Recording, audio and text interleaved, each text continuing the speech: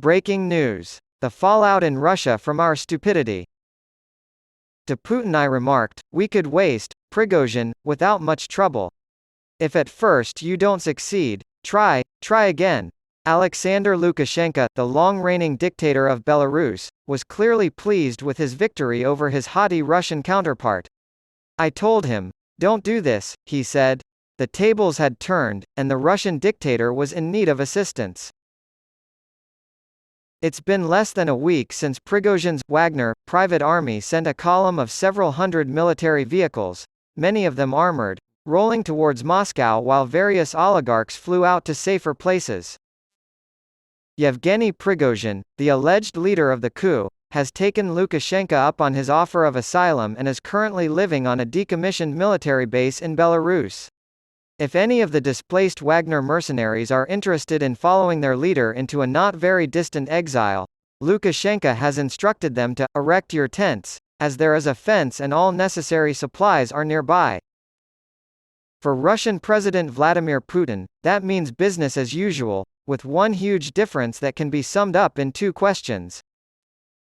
The first mystery is how Prigozhin's massive, heavily armed convoy managed to travel 800 kilometers, halfway to Moscow, up the M4 freeway without meeting any resistance other than a few Russian Air Force aircraft that were quickly shot down.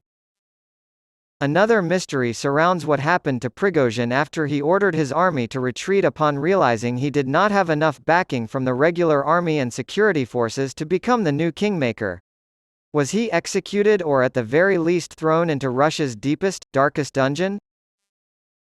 Each question has the same answer. Putin's power and strength are much more tenuous than anyone imagined, and thus these highly improbable events occurred. In all likelihood, anyone includes Putin himself. When he tried to activate anything by pulling the levers of power, he found that they were disconnected. Let's pretend that during the Vietnam War, a large group of heavily armed rebel militiamen set out from Chicago with the stated intention of assassinating the defense secretary and the chief of the general staff in Washington. Why? The war was being lost because they weren't efficient enough at killing Vietnamese. What if the Canadian Prime Minister hadn't intervened and talked the rebels' commander out of seizing Washington in exchange for asylum in Canada?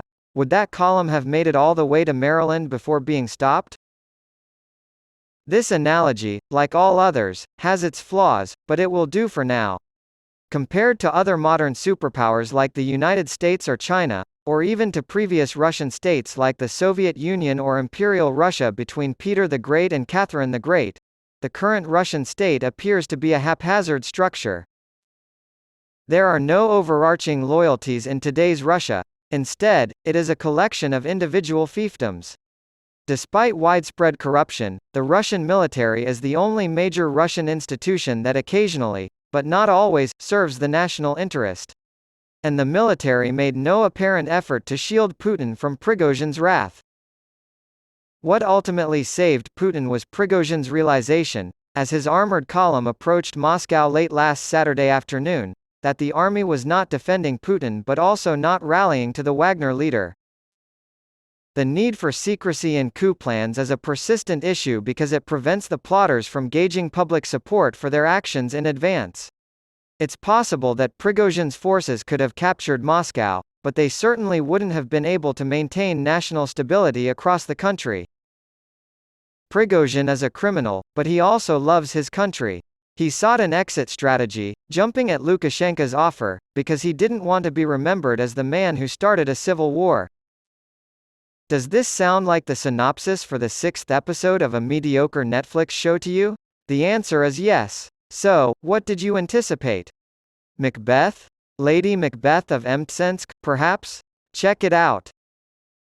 It's safe to say that Putin's support base has eroded to the point where he may be replaced as soon as a successor is chosen.